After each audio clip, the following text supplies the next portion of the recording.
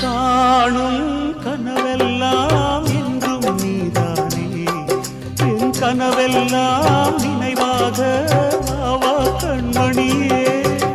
வீசும் காற்றில் பூசாயானே உன்னை எங்கோ மனம் பேச உள்ளம் நொந்தேனே